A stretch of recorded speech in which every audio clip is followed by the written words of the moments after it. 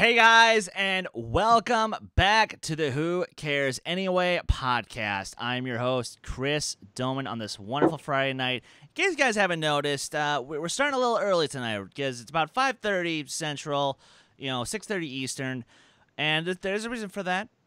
Because in addition to myself, we of course have my co-host, Kees Cornelisse. Kees, how's your week been, man? My week has been quite relaxed. I've had a decent week, to be fair. That's I good. watched a couple of Star Wars, a couple of MCU, so can't complain. Nice. Very nice. Very nice. Oh, and Deadpool. And I think it also helps that there's someone that you're very familiar with who's also on the call live with us tonight. And, look, this is someone who I truly do admire because she helps try to make you a better person. But I do think she has a couple questionable tastes, and I think that's purely for Schmodown. And we're not here really to talk about Schmodown. We're here to talk about romantic movies as well as some of the stuff going on in the world of movie news. And she's just a wonderful gal. You guys are going to love her. Please welcome back to the channel for her first appearance since our Schmodown Spectacular reaction, Irina Mukha, all the way from Ukraine. Irina, welcome to the show, and how are you doing tonight? Aww, that's so nice. Except for the questionable taste, but it's fine. I'm doing well. I have never been on the show, but I love your show, guys. I watch it. Thank you. Yes, not immediately, but I find time during the week. I find myself often wanting to talk to you during this show about some news, so I'm very excited to do that today.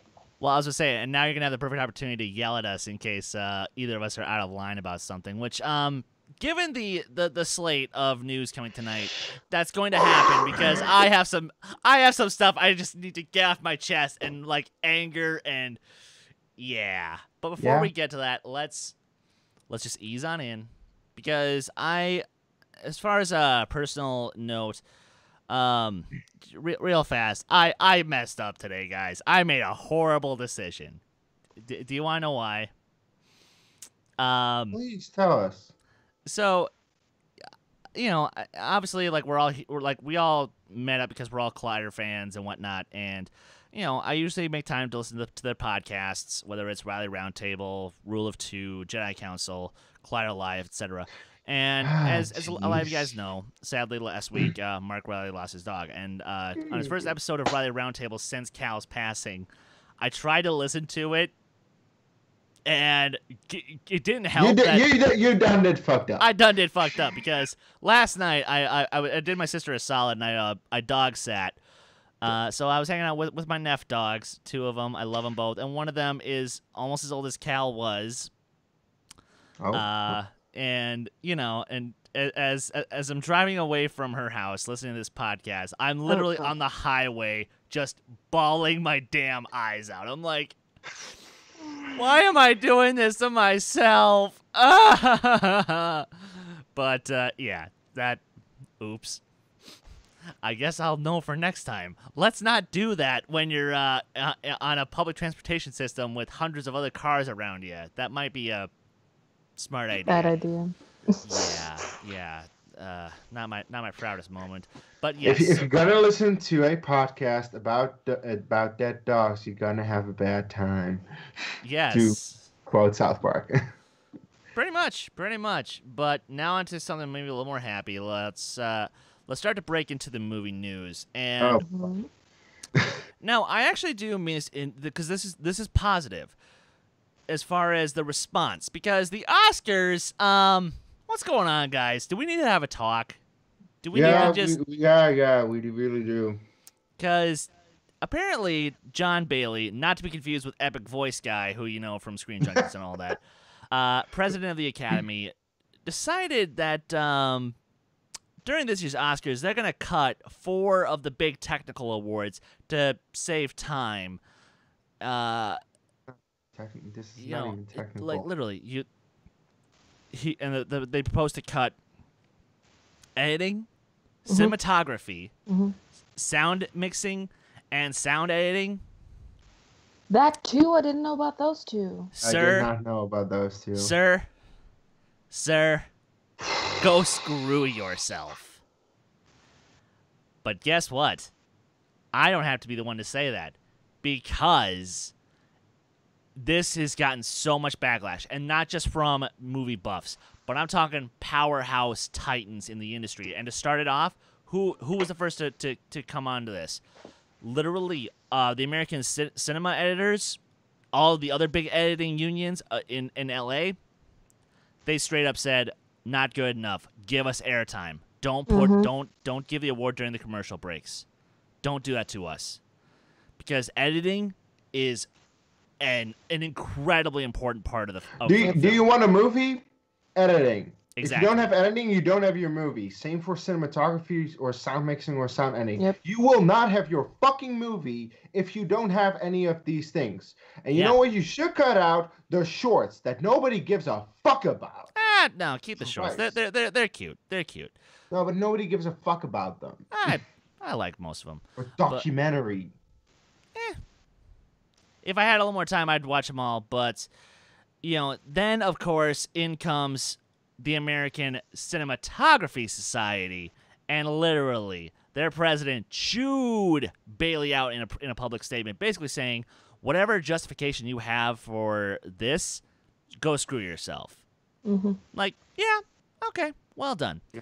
And now, again, I mentioned some titans in the industry who are also part of this, push towards making the Academy rethink this. So, tell me, you guys are familiar with people in Hollywood. Do the names Christopher Nolan, Alfonso Cuarón, Brad Pitt, George Clooney, those names ring any bells? Yeah. No. They're also in on the charge against the Academy right now. You know what? By the way, speaking of which, Alfonso Cuarón is probably going to win Best Cinematography at the Oscars. So I get why he's pissed. Yeah. And he's also a front-runner to win director. So he has some pull with the voters. And, I'm just going to say it. This is how change gets done. When people who have the powerful voice choose to actually go forth and give the Academy what's on their mind. And, it just makes me frustrated. The cool guy, hey man, how are you doing tonight? I'm glad to see you here. And yes, the Academy just does keep making dumbass decisions. And the sad thing is, I don't see them trying to stand back from that too quickly, which bums me out. But so between you guys, are there any other thoughts before we just move on and let the people who are fighting this right now continue to fight the good fight? I understand their point of view in terms of making awards more attractive to people watching, because a regular viewer doesn't care about editing, cinematography, or sound mixing, sound editing. I understand those sacrifices that a media thing has to do to attract more people, but regular audience stopped watching Oscars a long time ago. Right now, this is a recognition for people working in the industry. So I think they need to focus on that. If you want more audience, find new outlets to show yourself and honor the people that are working there. Ignoring editing and cinematography is a crime right now. So they should just... I'm against it.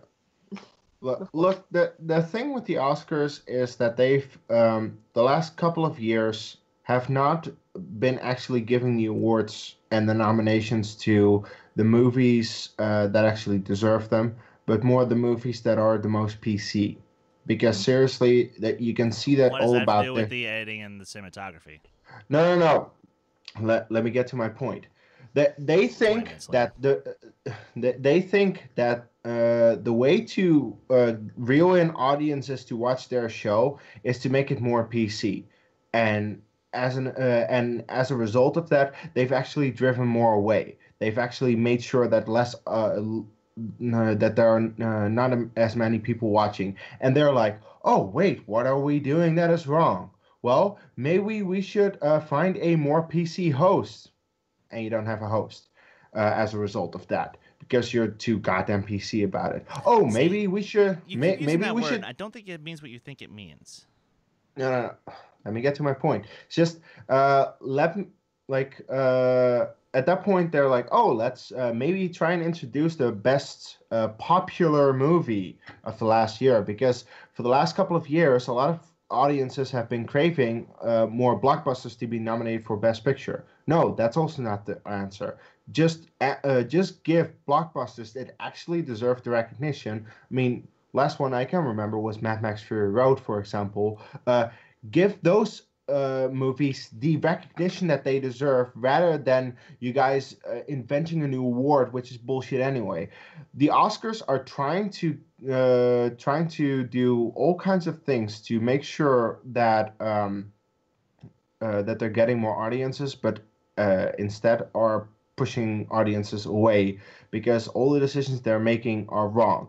And this is once again a wrong decision, because right now, indeed, the people watching the Oscars are not audiences who just want to watch the Oscars. No, these are the people who care about the Oscars, about the awards in film. The people who want to watch the Oscars just for the Oscars have stopped a long time ago, because they're like, what the hell are you even doing with this show? And now you're also going to cut out some of the biggest technical awards. I'm like, what the hell are you even doing? These awards are, especially the ones that are trying to cut it out, are the ones that a lot of people care about. Seriously, like, I know some people will probably care about the shorts. I don't. And I care about the other awards. I care about cinematography. I care about editing, because you know why? When I watch a movie, I can see cinematography and I can see editing in those movies, because every single movie has it. If you don't have cinematography or editing, you don't have your fucking movie. So everyone who watches the Oscars knows how important these categories are, knows the importance of why this needs to be in the Oscars. And the fact that you're going to cut it out is fucking ridiculous. Honestly, I have not heard anyone in the last couple of years that I've been watching, and in the last couple of years, nobody's been watching besides the people who care about the movies, but nobody cares about those shorts, because live action short, animated short, documentary short, or documentary feature, just the least interesting categories every single time. Okay, but there are more people like me who watch the Oscars and who think the same thing. And I think those are more the categories that you would cut out, if anything. But just don't cut out, because for some reason they think that doing less than 3 hours or just 3 hours of runtime is the way to go. But it's not. They're trying so desperate to fix their Oscars, while the simple fix is be less PC about it. As in, don't nominate the movies that are about yay women, yay cultural things and whatnot, and just nominate the movies that are actually good, and just show that and show all the awards. I hope that would actually do something. But... See, guys, yeah. Sorry. Well, no offense, but I think you're talking out of your ass a little bit on that last part. But yes, you brought up a great point. In that you don't fix it by cutting awards. You fix it by streamlining the show. And that's... by cutting a host. Oh, no, wait. Which, let's be fair here, no Kevin Hart, fine by me. Don't like him anyway. So, because his brand of humor is just so stupid. So stupid. Loud. Yeah, well, yeah. That's all he is. He's just loud, and I'm missing 2 feet in my body. Yeah. But by the way, this is an idea. Stop performing all the songs nominated for original song, because that's not a category that big. I mean, there are a lot of categories bigger. Why do you need to perform all the songs? That's entertainment. It's entertainment, and see, and which leads me to my final point about this. The Academy has been desperate to try to turn the Oscars into a show. We don't want a show. It's not a show. Nobody cares about a show. We want the films that got nominated to get their time in the spotlight. Whether or not we agree with their placement, that's neither here nor there. but we want these movies to get their just dues. So, also, Kees, seriously, you keep using that word. I don't think it means what you think it means. I don't think the U.S. knows what it means, but sure. Yeah. Let's not get into that right now. Yeah, Continue. because we're two white people. We have no ground to talk about that. It's true. You know, plus We're 3 white people, by the way. Fair, but she's a woman. I'm a woman. But she's a woman. She's a woman, so she gets that cleanses her from everything else. I know.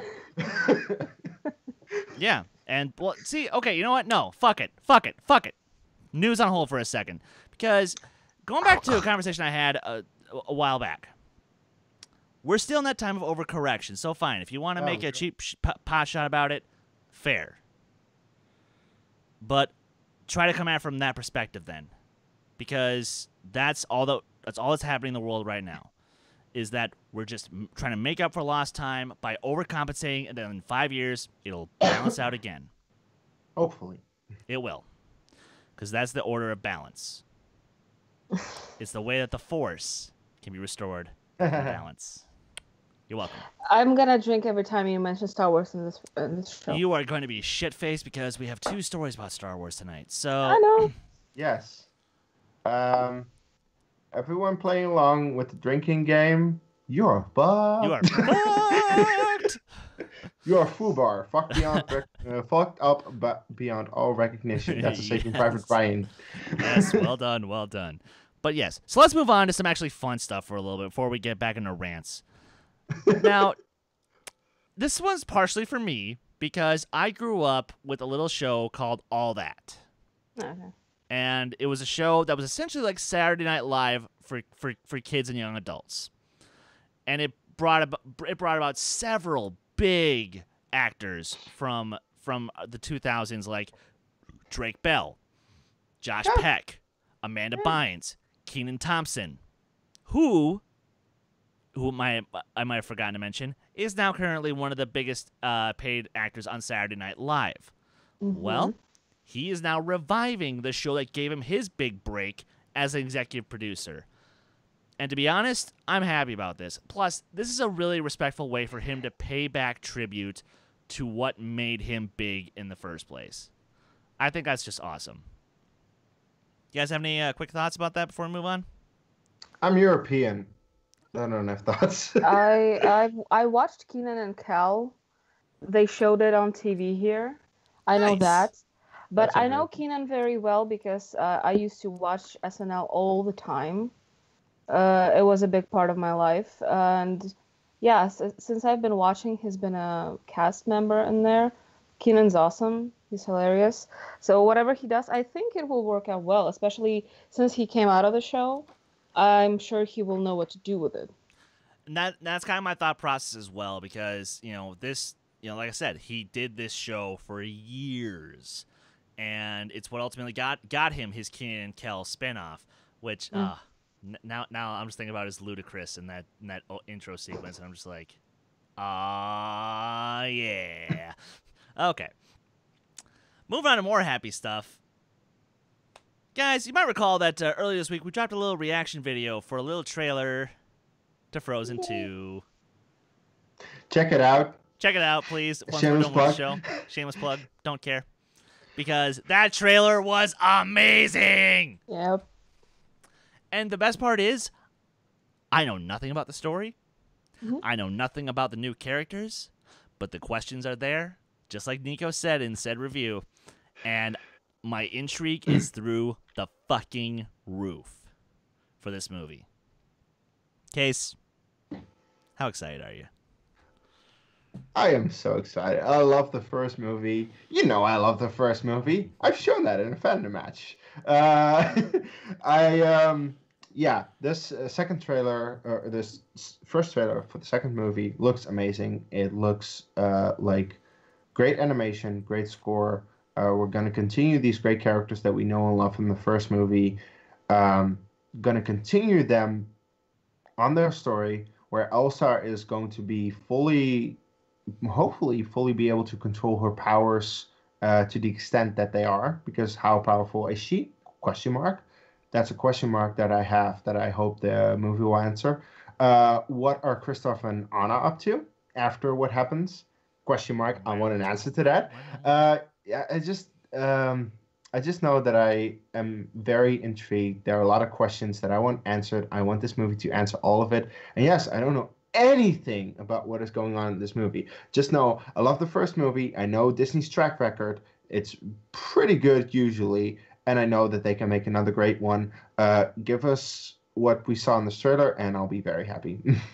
Absolutely. And Irina, so what are your thoughts on Frozen 1 and your thoughts on the teaser for Frozen 2? Okay. So you're gonna come at me probably. Oh boy. Thing is, I love Frozen. I am very old school Disney. I don't like modern animation. But you did love Frozen. That I love do Frozen remember. because it's very old school. I love Zootopia because it's different. Everything else I don't care about that's coming out. I just don't follow it. But okay, I love Frozen. I love the Caesar trailer. But I'm probably never going to be excited about the animated movie. I can't say that I'm very looking forward to this one. Well, to be fair, you're not really an animated type of person. Yes, it's just I know something's gonna be happening. It's gonna be a happy ending there. Like I'm not intrigued. I don't feel the intrigue. I'd happily watch it. I'm sure I'll enjoy it, but I don't know. I'm just like it looks great, and I'm very happy for people who love it and that you are intrigued by it. But I just won't feel it. I don't feel it. Now, to be fair, I know your taste in animated movies, and indeed, you don't really like the newer 3D animated movies. You're not a fan of most Pixar movies or most of the newer Disney movies, so I get that. But hey, I am extremely happy that you did love Zootopia, Moana, and Frozen. Oh yes, Moana. Which are three of the best newer movies in the past couple of years. So I do think if this movie is everything that we hope it to be, I think you'll love it as well. I love it, yes, so but there are no stakes. I don't feel any stakes. Okay. It's gonna be. No, It's going to be aight in the end anyway. So. I'm sure, but I think it'll be great. So that's no, and I think it's because there are no stakes set up yet. That's where a lot of my intrigue is coming from. Because I do hope that this is like an Empire Strikes Back, where it's only the second part, a darker second part, and we'll still get a third. So that's my hope. Actually, and I think the more accurate comparison would probably be something like How to Train Your Dragon 2. And without I haven't seen it. I know.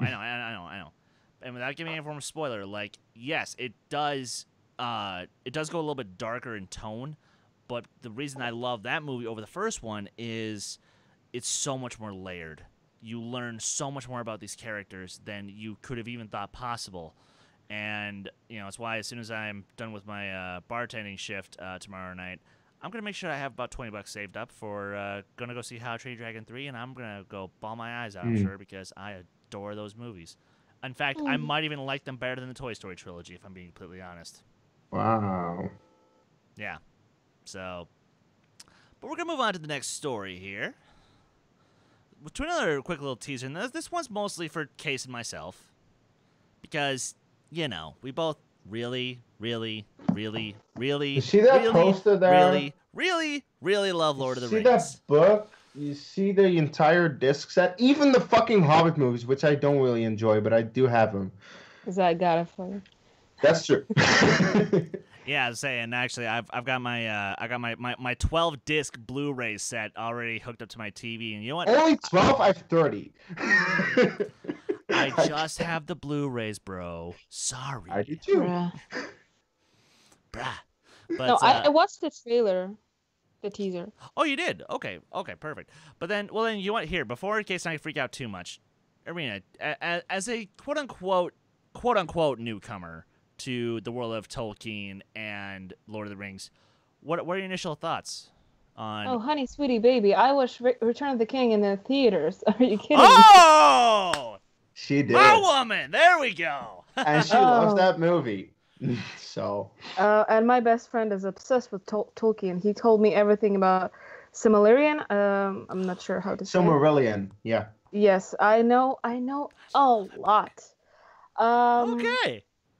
Kees, marry this woman one day, will you? I intend to.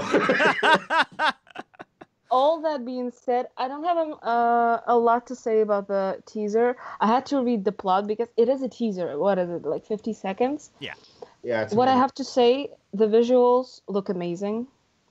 I like the tone already. The fact that it's managed to show me the tone of the movie, I think is great.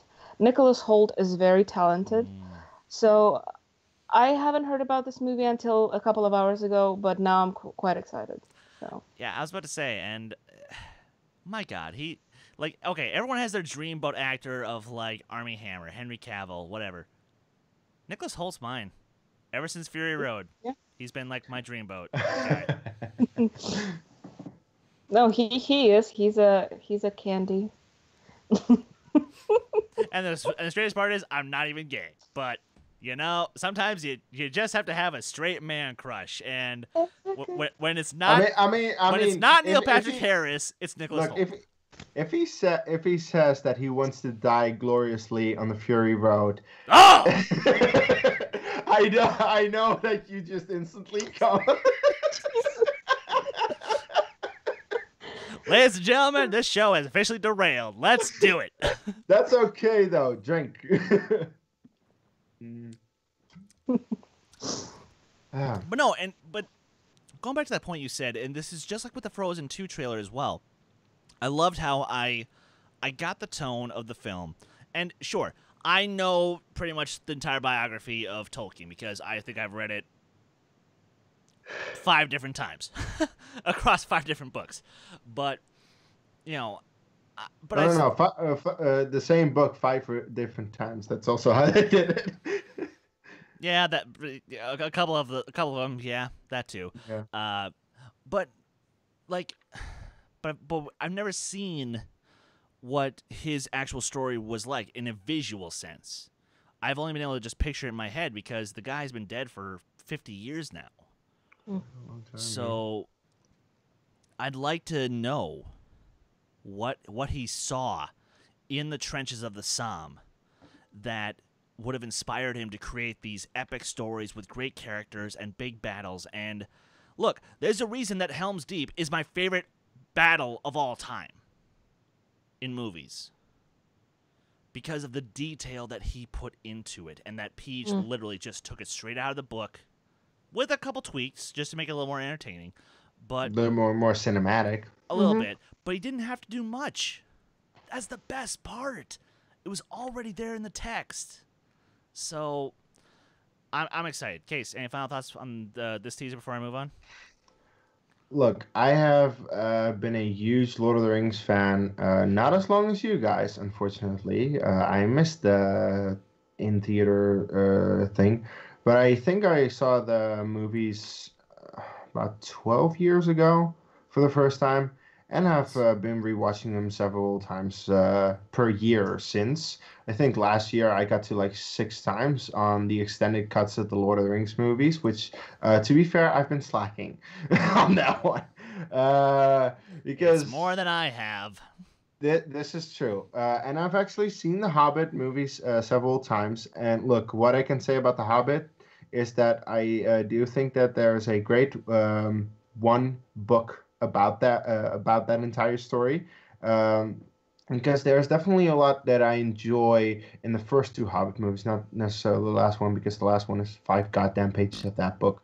But the first 2 Hobbits have potential, and I see that there is indeed a good story that could be told in one book, which apparently is told. I haven't read The Hobbit. I've read part of the Lord of the Rings, and I've read part of Tolkien's biography in that Lord of the Rings book, because they do explain about they actually go quite extended into how Tolkien wrote these books and what happened after he passed away and how they managed to keep the books and the changes that have happened. That's what I mentioned with after he passed away, certain changes happened to the book, and I'm just interested in first of all, why those changes happened, and second of all, just how he got to write these books, because I don't really know anything about him. As you said, he died about 50 years ago, and I don't know what got him to write these things. All I know is that if I could resurrect him from the dead and thank him for these movies, I should probably also thank Peter Jackson because but he's still alive. But if I can thank people for these movies because they're so goddamn amazing, they're the best movie trilogy of all time, I would. So please, I need to see this movie. And you give me crap for coming on camera. Hey, and I love this. I love this little teaser just for the feel that I got of it. Like, yes, it doesn't show anything, but I love the feel, the overall feel, what I got, because yes, it is very much like what I would want. So I'm very much looking forward to this, and I think Nicholas Hoult is a very good actor. So hopefully, it's absolutely. And so I'll give this to you real fast, just so you're gonna have another big O moment, because two more very big names have been attached to Dune, directed by Denis Villeneuve. One of them, is it confirmed? Yes, these are both okay. Confirmed. Okay. And one of them is the star of one of the biggest surprise hits of last year, that being Aquaman himself, Khal Drogo, Jason Momoa. And the other one, he kind of killed half of reality. You know, I think his name's like Josh Brolin. That sounds about right. I mean, he was only in a couple of movies this year, a couple of the biggest movies this year. Yeah. So we watched him yesterday, actually. Oh, that's right, because you guys were watching Deadpool too. Yep. I have no interest in going back to watch it again. If I'm being completely You're honest. lost. I know. I'll give it a rewatch for trivia, but yeah. Right. But Dune, like, okay, it's really becoming it's almost like a Cold War between Tarantino and Denis Villeneuve, who can get the bigger stack of actors in their next project. Because Once Upon a Time in Hollywood is, again, one of the best cast films of all time, in my opinion. But Dune's coming up on it pretty fast. Look, I've already expressed my excitement about Dune. Josh Brolin, who is officially my favorite comic book villain ever in Thanos. Sorry, Heath Ledger's Joker. You're great. You have no motivation. So yeah, Thanos. He's also pretty great as Cable in Deadpool 2. And I love Deadpool 2. I know that a lot of people don't, and I know why. Because I've seen the movie yesterday and I was like thinking, yeah, I get why people don't like it. But he's pretty great in it as Cable. And then he also was in Sicario 2, which probably no one saw, but he still was in it this year. But considering that he was two big characters in two big movies, yeah, Josh Brolin is really fucking talented. And Jason Momoa, Khal Drogo himself from Game of Thrones, yes, please. Yes, I want it. I need it. I need everything about this movie. Just give it. Yeah, exactly. And Irina, you hear these names being attached to this cast that already has Oscar Isaac, Timothée Chalamet, Zendaya. Yeah. I have the cast open. I have so many thoughts. Please. She lost most of it. First of all, I just believe in Villeneuve. I'm sure he can handle the actors. Am I concerned about so many actors? Like, I have a dialogue with myself in my head, like, these are a lot of names. So every scene we're going to have this huge face that everyone knows. Is that an issue? Then I think back to Blade Runner 2049, where we also had huge faces. Jared Leto, Ryan Gosling, Harrison Ford, Robin Wright as well. And that didn't hurt the movie at all. Dave Bautista. Again, yeah, and he's in Dune. I think that he will be able to handle the movie well. And the fact that Timothée Chalamet is the lead, I think that will help even better, because Because I think that guy will just carry the entire movie, and the rest will just be there to support him, literally supporting actors. literally. So, Well, plus everybody forgets just how stacked the cast of the original Dune was here. Give me just 2 seconds to pull up the cast list for you, and I'll just. It's quite stacked indeed. Yeah, I remember it's this. just nuts. Mm. It's crazy. Like, and I get why David Lynch didn't really want his name attached to it, but fair enough. But just listen to this. Brad Dourif. Mm-hmm. He's pretty popular. Virginia Madsen, indie darling, everyone loves her. Kyle MacLachlan, Patrick Stewart, Sting, Max von Sydow, Sean Young, also from Blade Runner. Yeah. I mean, like, and a who's who of American television actors that guys, you unfortunately you two wouldn't really know, so I'm not gonna bore you with that. But you get my point. I get the point. Yeah. Like, this is. But the original Dune apparently is not that good. That movie terrified me as a child, and I hated it. I'll say it's a mess, but it's a mess that had potential, and I'm glad that Denis is taking on the challenge of doing it again. So, yeah, I am also very happy about this. I also think that set and decorations might distract us from all the famous faces or true. the makeup and things. We know that Villeneuve is very. With his most recent films, has shown how great he can be with technical aspects of a movie. I mean, Blade Runner is arguably one of the most gorgeous movies ever shot, and won a cinematography and visual effects with a very good reason, because that movie was just gorgeous. Arrival should have won both of those, just didn't, but it was still amazing to look at, and it did win sound editing, so it just shows that both Arrival and Blade Runner, they're so technically well made, besides the fact that they have great acting, directing, and whatnot. So I know it's gonna be great. I'm gonna love it, and I'm so looking forward to it. And I'm just so sad, because I know in my heart of hearts it's not gonna make that much money, sadly. No, because Blade Runner 2049 flopped as well, and that's sad. It was, in my opinion, the best shot movie of the decade. Yep. It was the best movie of that year, but yeah, it definitely wasn't the highest grossing movie of that year. Not even close. No. But what are you gonna do? As we move on to Irina. You want to open this can of worms? Irina, be honest with me. Are you a Beatles fan? No. Okay. This is gonna be such an interesting conversation. Oh yeah, this will be an interesting. This is gonna be such an interesting conversation. Well, see, now, because here's the funny thing. I'm not that big of a Beatles fan. No.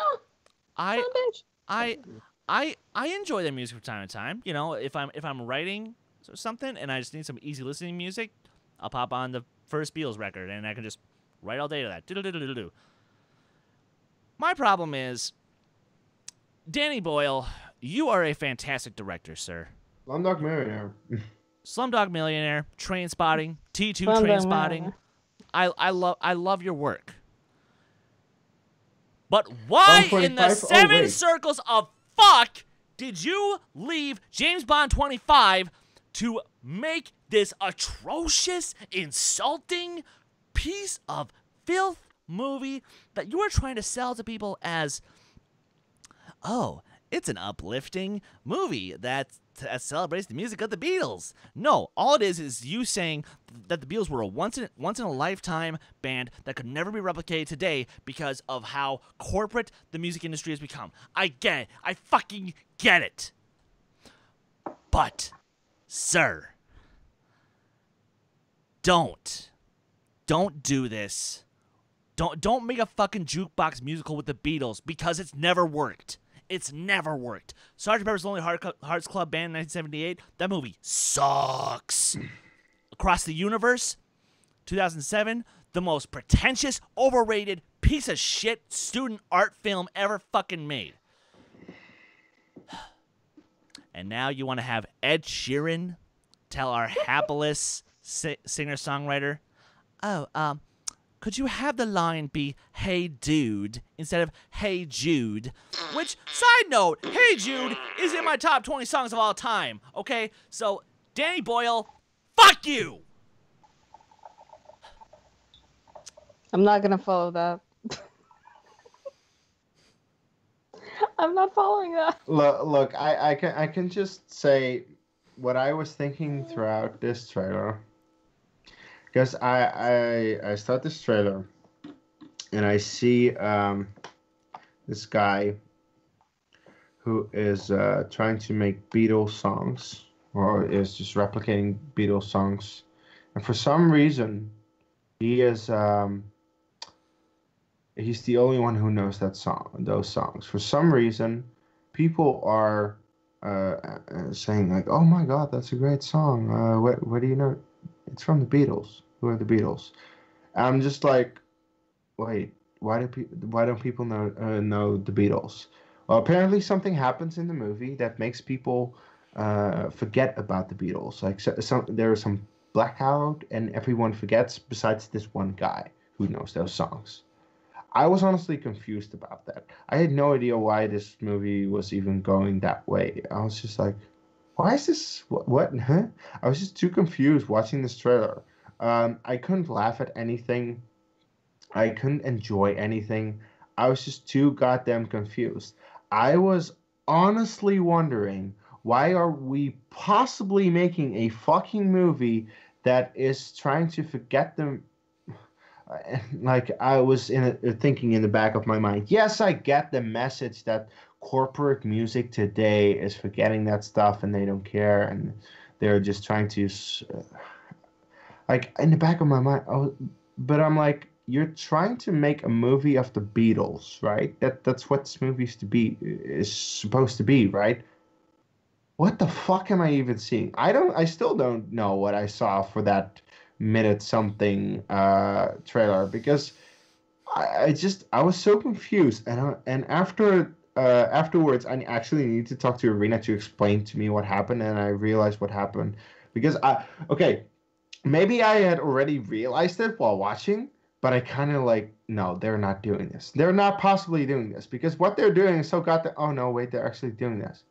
Well, that's so goddamn stupid that it shouldn't be made, and it's garbage, and fuck you, Danny Boyle. So yeah, Chris, I agree with you. Fuck this movie. Plus, Hollywood, why are you wasting Lily James? She is so talented. She is such a great actress. But between this movie and Mamma Mia 2, she's not going to have a career a year from now. So please, quit putting her in bad movies. Put her back in another Baby Driver where she is given a chance to excel and work off of another great actor. Just please quit wasting Lily James. Or in Darkest Hour, actually. Or, yeah. God, hell, her scene with Gary Oldman is one of my favorite scenes in the movie. But yes, Irina, please. Now. I don't understand what is going on. I feel like we watched... Okay, Oh, we watched the same trailer, right? I was kind of ready for this trailer like this. A couple of days ago, I was scrolling very fast through Facebook, and something caught my eye. It was said, like, imagine the world without Beatles, blah, blah, blah. But I thought someone made, like, a comedy sketch about it. I thought it was, like, short. Like, people just, imagine a world without Beatles, blah, blah, blah. But today I saw the trailer. I'm fine with it. It's stupid. I don't know. Maybe because I don't care about Beatles, I'm not offended by this trailer. It's just... Well, first of all, the only problem I have with this trailer is I don't think that if everyone forgot about Beatles, I don't think their songs, if made today for the first time, would be popular. No. Because they're that's the only issue I have with the trailer. Everything else, I see it as I don't know, like I imagined it the first time, a comedy sketch. That's how I see it. So I'm not mad at it. I don't want to watch it, but I'm fine with it. It's just like, okay. Well, but yeah, Ed Sheeran with "Hey Dude," it was ridiculous. It was so stupid. That made me want to just puke. Oh. that hurt. Yep. That killed what little was left of my black dead heart. But and But Ed Sheeran, you were already pointless in Game of Thrones. Can you also not be pointless in this movie? Oh, wait, you're gonna be. yeah, I'm not looking forward to that cameo once I finally get caught up. But Best cameo by Ed Sheeran, Bridget Jones's Baby. Watch it. It's fun. Yes, that's true. That is very much true. Okay. I guess I have that to look forward to if I ever finally finish the Bridget Jones trilogy. But Don't watch the second, watch the third. And see, that's why I just haven't caught the third one yet, because we'll get to it in our main portion of the Yeah, actually, we'll get there. We'll get there. So, I'm looking at this one story I came across on Collider.com, and it's a follow-up to a story I remember coming across about 1.5 years ago. I remember breaking this story, or coming across this when I was doing a Q&A, and I saw that there was an adaptation of one of my favorite movies of 2016, a wonderful anime film called Your Name. And I saw that it was going to be adapted with a Mr. J.J. Abrams producing it through Bad Robot. And I hated the idea. I hated it. I hated it instantly, because I knew that first off they were going to whitewash it, so I was going to hate that about it. Then I knew that they were going to Hollywoodize it, and you can't Hollywoodize a story like Your Name because it's too surreal. It's too strange. And it's so perfect and so delightful. You can't fuck it up. Or no, you can only fuck it up. Now, apparently, and just when I heard that the story had that project had died, oh no, motherfucker, it's back. And there's a director attached that I have mixed feelings on, because you know what, 500 Days of Summer, wonderful little film. Love. I really do love that movie. The Amazing Spider-Man 1 and 2, They suck. They suck. So, Mark Webb now being attached to do Your Name. I'm not going to watch it. I'm not going to watch it, because this is going to be just like what happened with fucking Ghost in the Shell. And fool me once, shame on me. Fool me twice. Fuck you. Fuck you. Just fuck you. Okay? Unless you're, if you're going to do an anime adaptation, you have to come at it with the most respect, because honestly, outside of Star Wars fans, you will never find more, just die-hard supporters than anime/manga readers and fans. You won't. We are a very protective group. And seeing one of my favorite stories now trying to get tackled by a man who I respect, but I think he has some misses, and being produced by a guy who, sure, in some ways he saved Star Wars, in other ways he created more problems than the internet will ever know. He saved Star Wars and Star Trek, by the way. And Mission Impossible. Yes. Yay. And the only people who are not complaining still to this day are the Mission Impossible crowd. Sadly. Good. At least we have people. True. At least. At least he can revive one franchise without any backlash. So. Well, that's because there were only 2 movies and nobody really cared about them. So. Yeah, and then they only got great from there. Yeah, they did. So. But yes, Irina, you perked up a little bit. Have you seen Your Name or just heard of it? Okay, I heard of it. I heard of it a lot. First of all, I watched Stuckman, and it was his favorite movie of 2016. I remember that very well. I still have Your Name on my computer. Yeah. Oh yeah. Well, it was up there. I still have it on my computer. I still haven't seen it. My best friend also loves it, and he was begging me to watch it for a very long time. I still haven't. I'd rather watch the original, of course. if Mark Webb sticks to the 500 Days of Summer hymn, it might not be a complete disaster. But the whitewashing and Hollywoodizing, I think that's a 100% guaranteed. So, yeah. Yeah. Unfortunately. Kees, do you want me to just move on? I don't know anything, so. All right, I will just move on.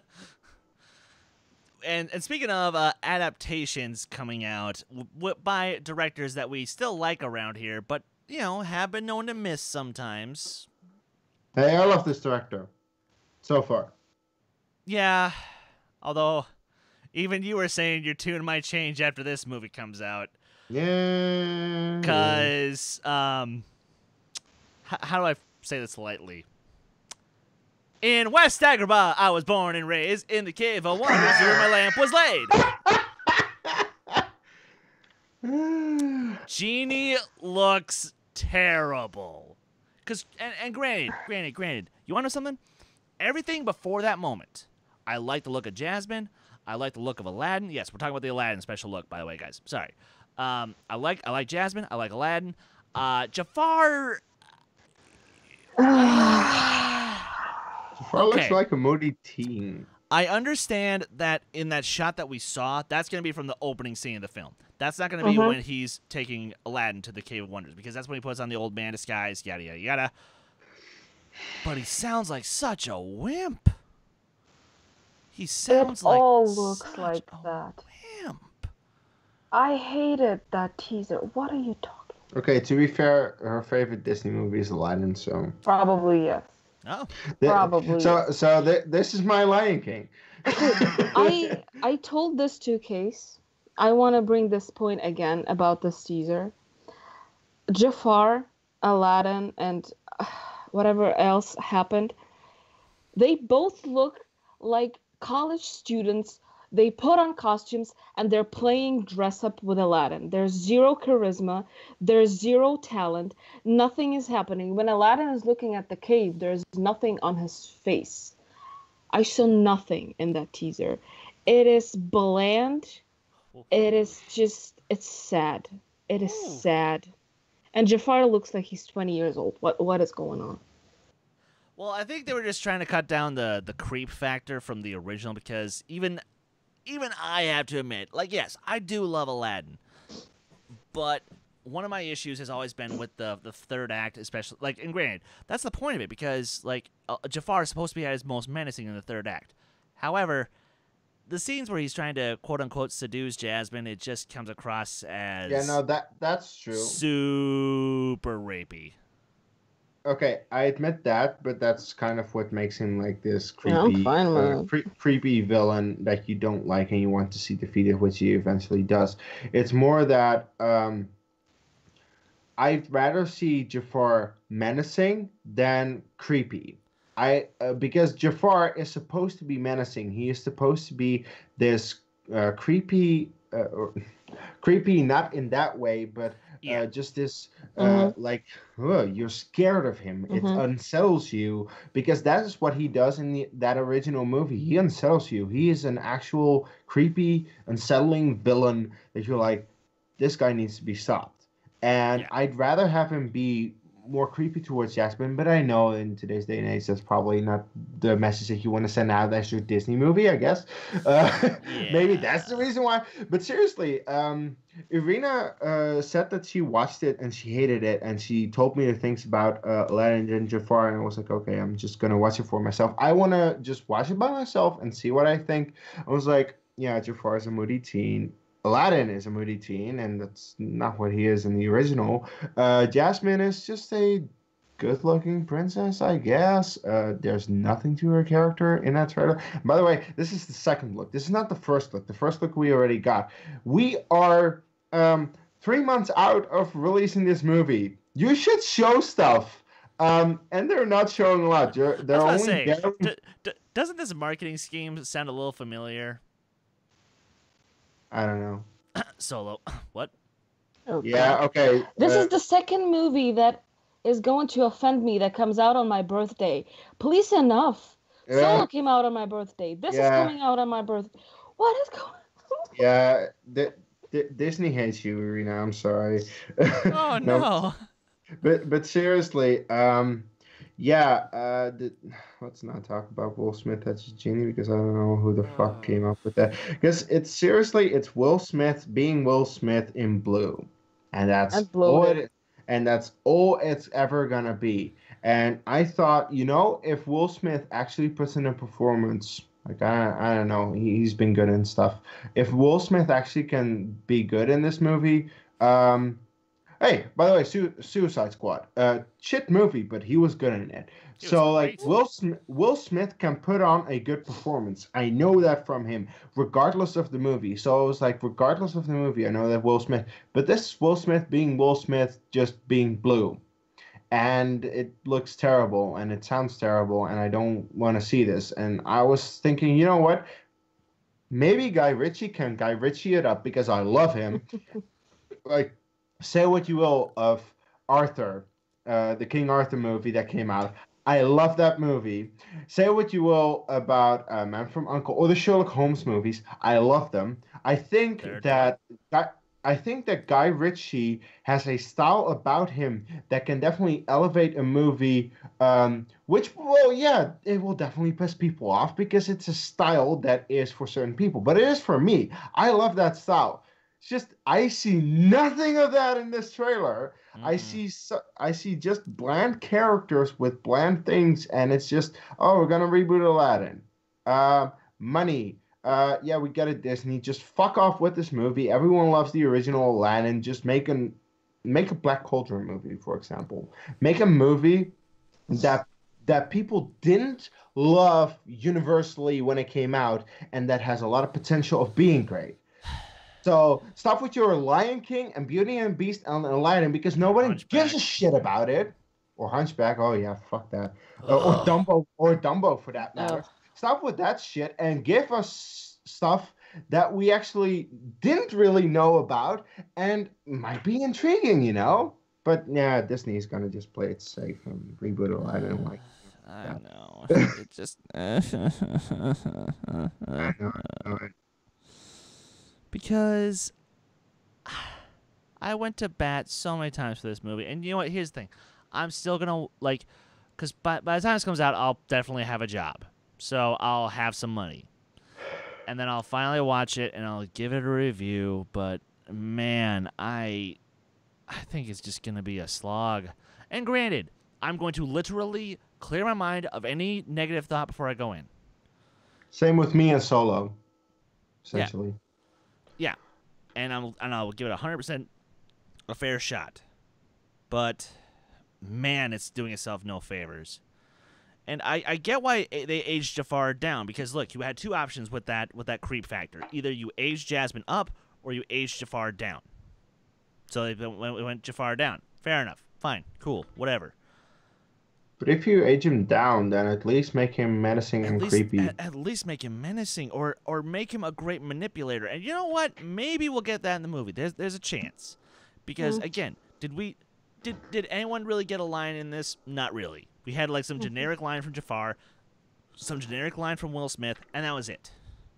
Because I still like the visuals. I still love the design for the Cave of Wonders. I still love how Iago looks. He, looks well animated. No, that's true. But man, the aesthetic can't save this movie alone. Nope. So, uh, before we go to break, just real quick, both Ryan Johnson and Benioff and Weiss have both confirmed that their trilogies are still in development, and they've now been confirmed as both being trilogies.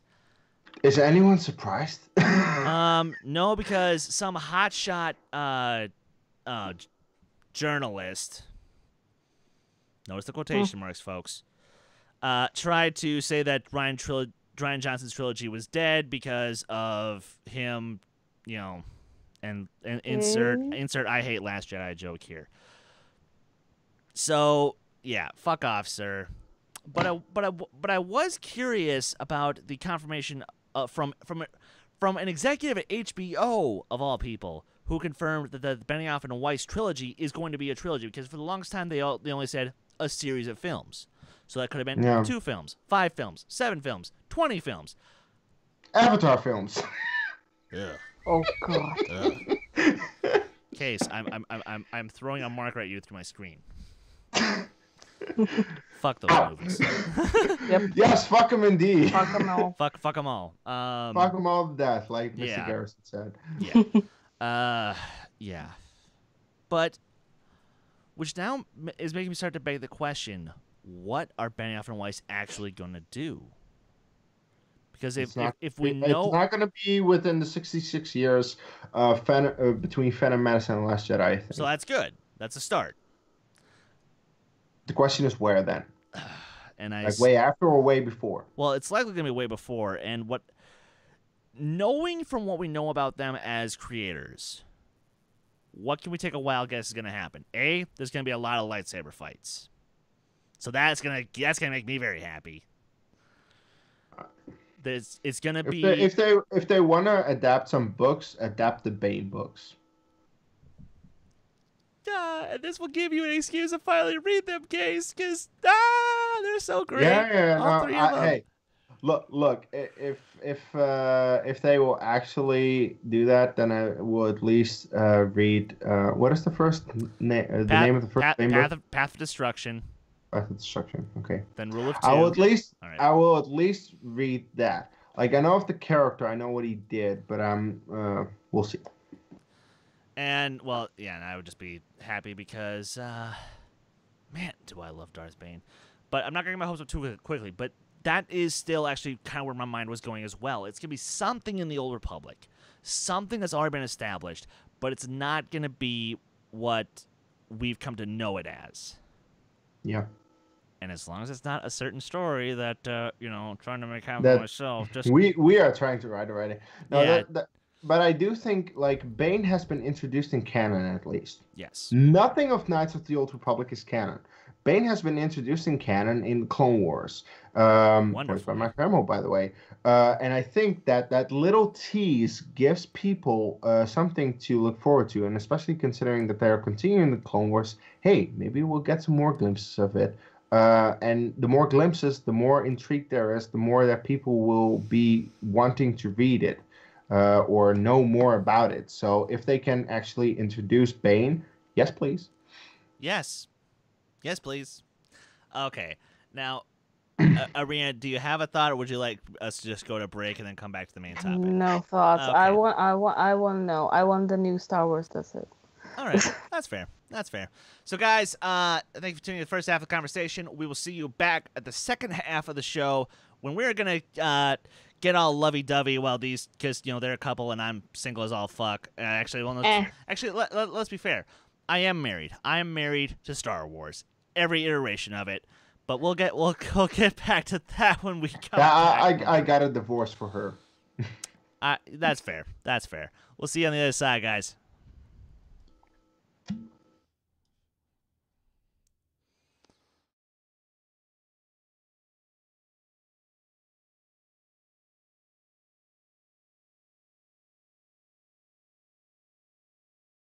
The episode of really enjoying the camera.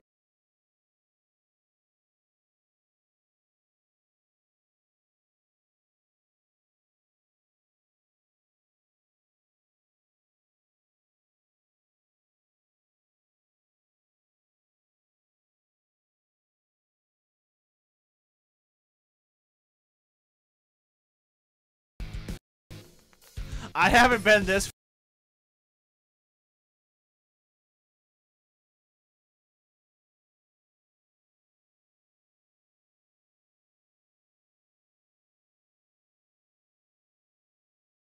straight. Guys.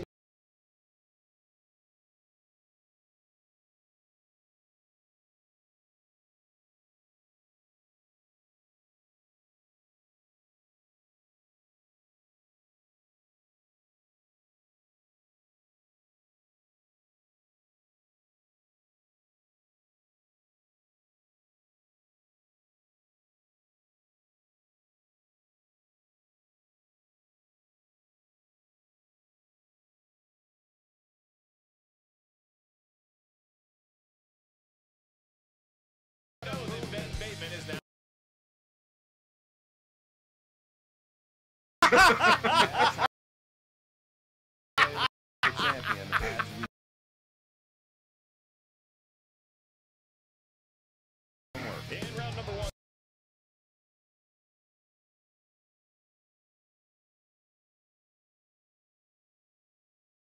movie Trivia Galaxy. Each question is worth 1 point. There's no I'm giving you a hug across my screen. You want to know what we did? We talked.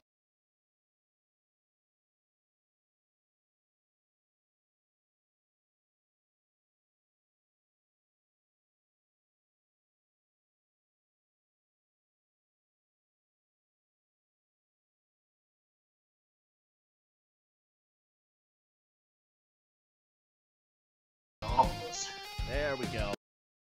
Amen to the Duke. So, tonight,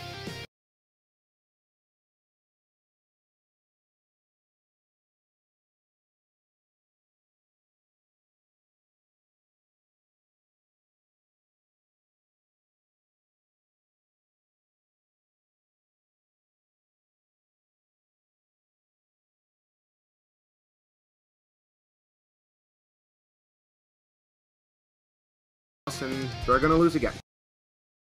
As simple as that. I think with Chris.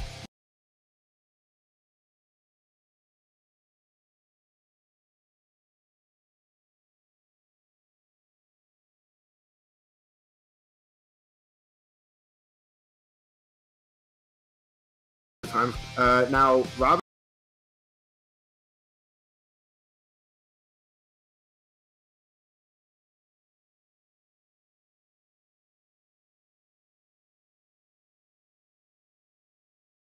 Beating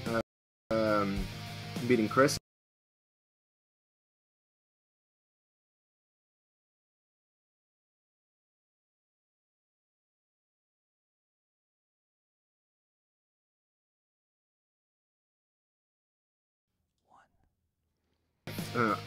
and we are back from the break, ladies and gentlemen. Second half of the Who Cares Anyway podcast. And once again, we're here now to shift focus from, the movie news and the Oscars and rants about stupid anime adaptations that should not exist. But we're here now to talk about some stuff that we do love with the people that we love. Isn't that right, Kees and Irina? Oh, Yeah. You're gonna make me puke. Actually, you guys should have heard it. Literally, if coming off of my Star Wars joke that I made, all of a sudden, Kees said something to the effect of, hey, I left Star Wars for you. Don't be jealous of me. It's like, which that cracked me up. That was very cute of them. But no, let's get into this. Mm-hmm. Let's talk about the movies that honestly make us feel like love can be a real thing. And Irina, since you are the guest, and I did start the show stupidly early for you, how would you give us the first film we're going to talk about tonight? Well, I gotta say, you presented it as. Are you expecting romance movies from me? Romance/rom-coms. Well, that's the thing. Rom-coms is a lot more accessible for us. I'm a rom-coms girl, and in my romantic movies, I'm not looking for make me believe in love. I'm looking for give me something relatable, some stupid main girl that just gets into all sorts of shenanigans. There's a hot guy, there's a funny sidekick, and it's just a nice setting in New York and everyone's running and, a classic rom-com. So romance, that's not my thing. The Notebook, I've seen it, it's fine. Rom-coms, though. Give me Bridget Jones any day. Okay. I can watch it every day. That's my most favorite one. Yeah. I do want to touch on Love Actually, which is considered a romance. Like, Kees considers it a rom-com. It is. I okay. disagree. See, Now, parts of it, I will say the Jamie and Aurelia storyline, that's pure romance. That is pure romance. Pure. But then you have, Sam and Joanna. That's a rom-com. That's it. Or you have Hugh Grant with Prime Minister. That's my fucking coat. That's what the fuck is my fucking coat? Serious. Or when he dances to what's the name of the song? Jump. Yeah, Jump. Seriously, there is so much comedy in this movie that you cannot say that it's not a rom-com. And I know, yes, it has a lot. What about Martin Freeman and that girl? Oh. That's a completely different genre of a movie. But definitely played for rom-com because the romance comes forth from a comedic effect. From you know what? Okay. Awkward. Yes, actually, you know what? Oh God, hold on. Judy and what's the name of his character? Good question. I used to know the names of all the characters for this movie. Who's the Judy? Most impressive. Or no, isn't Judy Keira Knightley? No, she's Julia. Jules. Yeah. Oh, Yeah. Julia. Jules. Yep. Julie and Peter Julie and Peter and Mark. Like that's. Oh yeah, that's romance. That's pure romance. So literally, the movie is split down the middle. And the Colin and the Texas girls? No, it's not Texas. Colin, and indeed, and the Wisconsin babes, because fuck you, Wisconsin. Your women are not that attractive. I'm kidding. Look, his monstrous cock. Oh yes, Minnesota and Wisconsin. That's a thing. Yep, right next to each other. Which actually, yes, and that like. By the way, also go Vikes. Also, the entire storyline of Laura Linney's character with Cole. Yeah. And her brother. It breaks my heart. Don't even. Breaks my heart. That's a romantic drama. Yes. In and of itself. Bill Nighy is pure comedy. But it's awesome. And seriously, Alan Rickman. Oh. What are you doing in this movie? Oh. I mean, come on, bro. What? Come on, Snape. What did Trelawney do to you? Apparently, she stopped doing everything to him, so he needed to. I don't know what happened. Now, okay. On the one hand, I can. By the way, you were right about Judy. Okay. Oh, perfect. Oh, it's Judy. I am. I don't know what you said. Yeah, I'm just Judy. By the way, her character name is also said just Judy. That's funny. But no. Sorry, Kees. I snuck in a little Avatar reference for you. I am Judy. Ugh. I don't get it. I'm sorry. Oh, the tour guide in Ba Sing Se. Oh yes. Yeah. Yes. Sorry. Oof. Okay.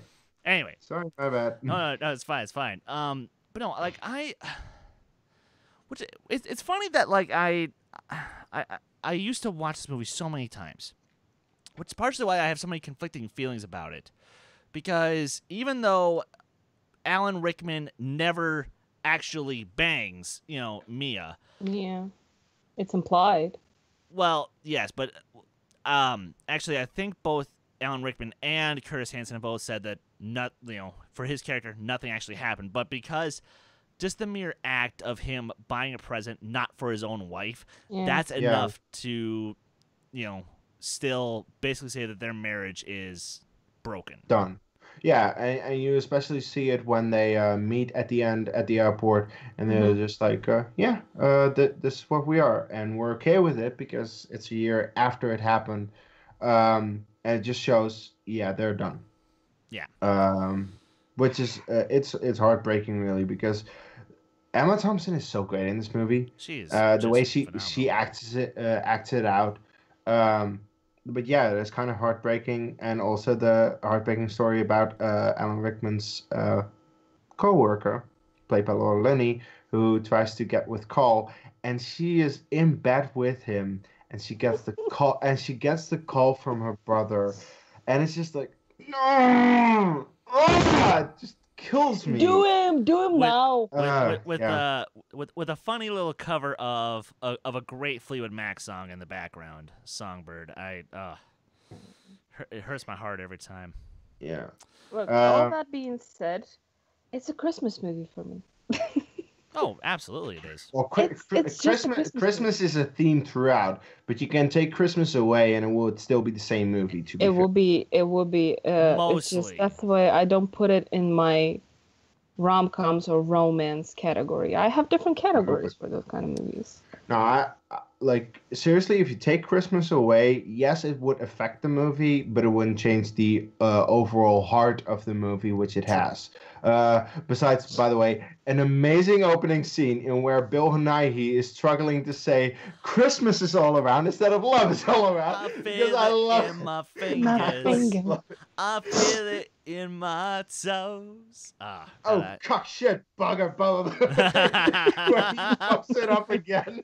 It's so I adore the opening sequence. Although, funny enough, I think my actually, like, no joke, my favorite moment is at the airport at the very end when it's when you're just getting that wonderful montage of everybody meeting up by happenstance, and it's all set to one of my favorite Beach Boys songs, "God Only Knows What I'd Be Without You," and it's just one of those moments where I'm just like, ah, shit. I actually kind of believe in this stupid thing called love, don't I? This thing called love. It cries in a cradle all night, this thing. Yeah. Called love. All right. No, you guys. I know. Yeah, so that's good talk. Case. Oh, it was Love Actually. That was seriously the one that I would bring up if she hadn't mentioned it. Because actually she was trying to bring up Bridget Jones' Diary. The first one. Not the second one. Not the third one, which actually is decent, you know. But hey, we should talk probably about Bridget Jones' Diary. Because seriously, like we would have talked about Bridget Jones' Diary if she hadn't jumped to Love Actually. I wanted us to start with a big one that we can all talk about. Well, especially when there's we don't know, is it romance? Is it a rom-com? Well, yeah, that's the thing with semantics. But in the end, you know, Love Actually, it has love in the title. It is a very romantic movie overall, so that's definitely something we should talk about. And what I love about Love Actually probably the most, what I think a lot of people love about it, is that it has so many types of love. Young love with Sam and Joanna. Older love or lack of love when you're married for a couple of years with Gary Oldman. Gary Oldman. What am I saying? Wow. Alan Rickman. Jesus. Alan Rickman and Emma Thompson. Early 20s love with Colin. You have all kinds of different love being explored. Secret love. It's just amazing how it describes all kinds of love, and in the end, it just shows how all of these characters come together, and that's just great. That's what I really love about this movie, because I may say love a lot because it is a great movie, and I do intend to watch it every year with Christmas, because I have done that for a very long time now already. So kind of like me with Die Hard. That's okay. I would have loved to watch it every year on Christmas, but someone's not that big of a fan of Die Hard. That big a fan of it. I'm sorry. Irina, just break up with him now. No, please. But anyway, let's talk about Bridget Jones's Diary, and let's please also talk about Bridget Jones's Baby, which is actually a fun sequel. Let's forget about the second one because I've not seen it, and Rena's only thinking that it's not that good. I mean, Edge of Reason has its moments, but yeah, no. Let's just focus on the first one, and then Because seriously, Renee Zellweger was nominated for a goddamn Oscar for this. She was. I was shocked. Both of us, we looked it up. I was like, wait, this is nominated for an Oscar. And I saw that she is nominated for an Oscar for this movie. Well, I was shocked. Lest we all forget, before Renee took a break from acting and just got so plastic surgeoned up that she is completely unrecognizable these days. So, guys, listen. She's fine in the baby. Real talk for just 2 seconds here. I know that sometimes plastic surgery seems like a great idea, but once you start, you just can't stop. So just be happy with who you are. Anyway, Renee just kills it in these movies.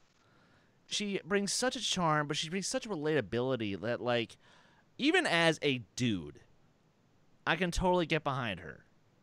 In more ways than one, if you know what I mean. Hey-o! I was about to say that's what he said. No shame. Okay, Bridget Jones's Diary is my favorite rom-com, and I am not ashamed to put this movie in my top 5 of all time. I'll explain. I honestly think that with rom-coms, people find the one that they love, and that one that they love is the one that they relate to the most, because that's what it is about rom-coms. You relate to them because they do show characters quite vulnerable. Of course, at the end, it's like, oh, they found love. Oh, they're so happy. That may be not so relatable. But with Bridget Jones, I saw myself fully in her. I think at one point I latched onto her so much. I remember I was alone. It was Christmas. I found this old DVD that I didn't watch for a very long time. I don't know why it was in my apartment. Did you put on All By Myself? No. But I was having a bottle of wine. It was Christmas. I was alone, and there she was, and I just saw myself in her. And since then, it's like a part of me. Aside from that pity party, the movie is hilarious. Yes. It's hilarious. The songs in it are incredible. The Respect by Aretha Franklin, I'm Every Woman, a lot of them. It's just amazing soundtrack. Performances are amazing. Hugh Grant, awesome. Colin Firth is such a prince, but he's so dreamy. And he's a bad boy at the end. Especially that fucking line at the end. Oh, good guys don't kiss like that. Oh, yes, they fucking do. Are you kidding me with that line, Colin Firth? Which speaking of, it's kind of weird to see Hugh Grant, of all people, especially considering he was just coming off of Notting Hill. Notting Hill, yeah. Which I'm not going to bring up because, like, that movie's fine. It's fine. Hashtag overrated. I won't go that far, but it's fine. You know, but seeing him come off of stuff like that and stuff like Four Weddings and a Funeral, everybody just viewed him as this, you know, this charming and cute, but not like attractive, you know, nice guy. But then seeing him completely pull a 180 and basically play a jerk for the first time was a really refreshing change of pace, I'd say. And he pulled it off so well. Yes, which is kind of scary, but that explains why I love him in Paddington too. Still need to watch those. It's so good. Yeah, we still need to watch both Paddington. I'm very curious. Anyway, I think that Bridget Jones is just perfectly balanced movie with an incredible protagonist, with great male figures. Her friends are funny. It's just a great, well-rounded story. The second one is just a mess. I don't know what they did with that. They just got together with Darcy, and then everything goes wrong, and she goes to Thailand and tries to fuck Hugh Grant again. She doesn't, though. Then she goes to prison in Thailand. What is even happening? It's so bad. Bridget Jones's Baby is a complete turnaround, though. That was delightful. Like Chris hasn't seen it yet, so let's not go into no. details. But what I can say about Bridget Jones's Baby is that you don't like. I didn't see the second one, and I completely was able to understand the stuff that was going on in Baby, because I think that with Baby they realized that The Edge of Reason was not a good movie, and that they should just continue the story of Bridget Jones as it was in the first one. And I mean, of course, no, not you, Glenn. Colin Firth. Jesus, I'm messing up the actors, but They continue the story between Bridget and Colin Firth's character, which you should, and they give it a modern spin on it because like while Bridget Jones does hold up, yeah, hey, a 2016 spin on it could definitely work, and especially like seeing how Bridget is when she's older, when she might want to have that baby, what would happen, and I thought it was fun. I mean, the first one is still better, but I did like watching the second one, and it's something that I could definitely just watch again. Couple of beers maybe, but not. It's not needed. It's not the Jeremy John standard of it would be better if you're drunk. No, you don't need that. But it would just be nice to have it with it. Couple of drinks, maybe a girl by your side. So yeah. These movies are fun. Absolutely, and that's why, like, I don't begrudge anybody who just adores those movies because, like, are they exactly my cup of tea? No, but I 100% get why everybody, a lot of people enjoy them because, well, I do like that Randall Tarley and the Archmaester of the Citadel. By the way, these are people who appear in Game of Thrones season 7. They're not the biggest spoiler, but it's funny that there are two Game of Thrones actors in this movie, even in the first one. So that's 2001, and they appear in Game of Thrones in 2017. So that's nice. Kind of a gap. Nice, very nice. No, so okay. My first one. I'll take crap for it because it's an old movie. It's made in black and white. So, Kees, I know you're gonna hate it. Oh, I haven't seen it probably. No, you haven't. But oh my God, you want to talk about you want to talk about just a pure romance, if ever there was one. Humphrey Bogart, Ingrid Bergman, Casablanca. I knew it. 1942, Casablanca, directed by Frank Capra. The relationship these two have is just, it's so pure, and it comes from such a place of true, genuine love that it hurts you. It hurts you when, because the whole reason that they got together in the first place is because obviously she's an escapee from a concentration camp, and she thought that her husband, who was also an escapee, she thought he had died. So, heartbroken and just trying to get to America, she had no choice when she just bumped into, this tavern owner. And they started a little thing, but then, sadly, he came back. The husband was alive. And of all the gin joints in all the world, she walked into mine. Yeah, that's a quote that I know. And then it just starts a brand new problem. And I'll spoil it for you. So I'm sure, as you said, you're not gonna watch it. No, I am not.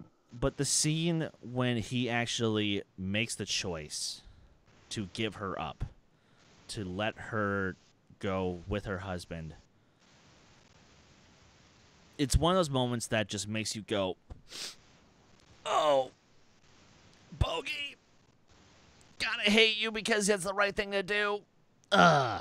So, yeah, Casablanca, it's one of the best movies ever made, back when people gave a shit about that, and I just adore both these actors for what they gave to the screen. Something that will last a lifetime. And here's looking at you, kid. All right. But here's where it gets funny, though. Yes, we all have our rom-coms and romance movies that we just love and adore, and we can watch over and over and over again. But there has to be at least one or two that make us cringe at the mere thought. of their existence. Irina, please tell me you have one. I know, judging by your face, I know you got at least a couple you could talk to me about. Like maybe not cringe. The first thing that comes to mind is all the Nicholas Sparks movies aside from Notebook. Yep. I haven't seen them, but even looking at posters is enough to make me puke in my mouth.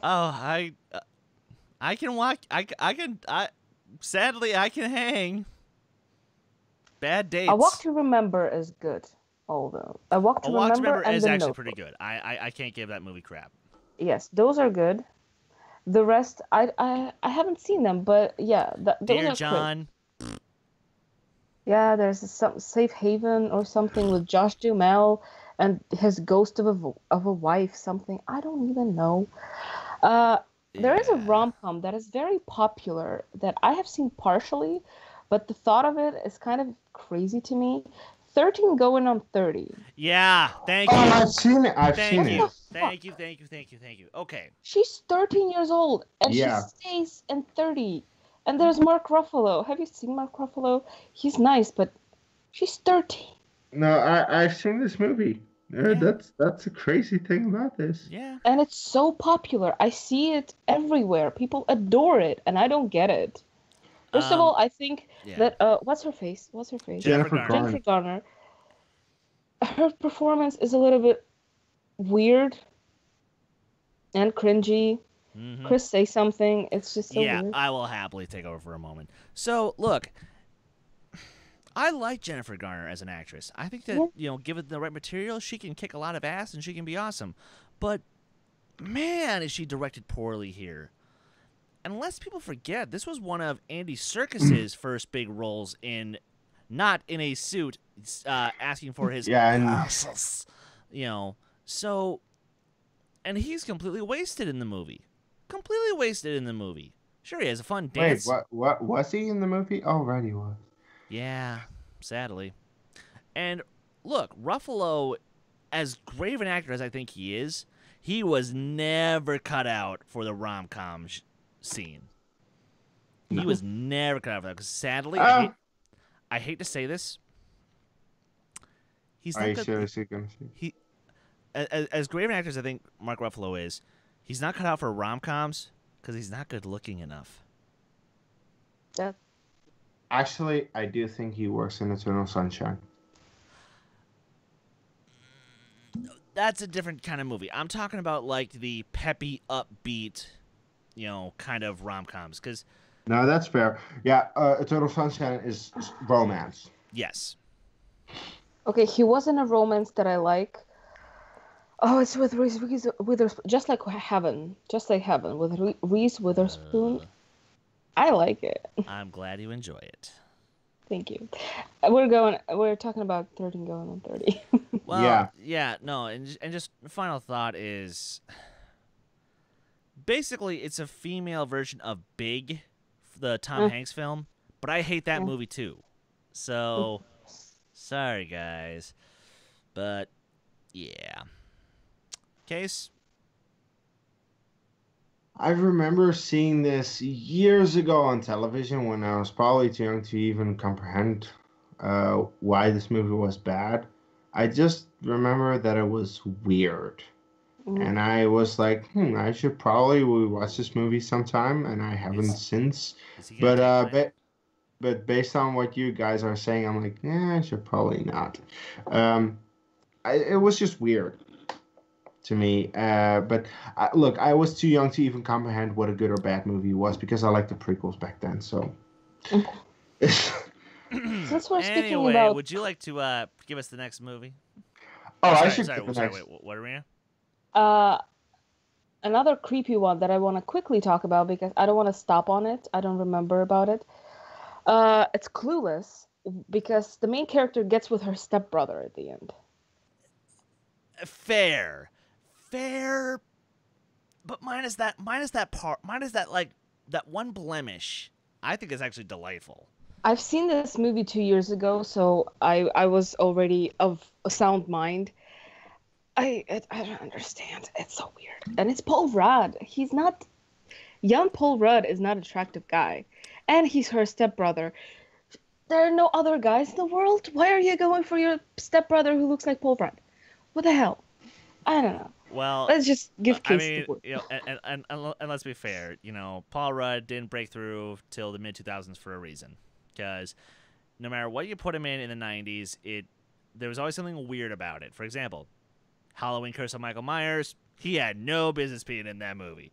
By the way, Yeah. that it's just one of those stupid Halloween movies. So why? Who cares anyway? Title shout out. All right, Case. Next movie. I'll give a shout out. Not just a shout out. I think this is legit a great movie, and it is a movie that a lot of people have praised. And I was actually a little surprised to find out that my girlfriend, when I watched it with her, didn't like it that much. This is a movie that Jim Carrey should have won the Oscar for. I don't care what it says.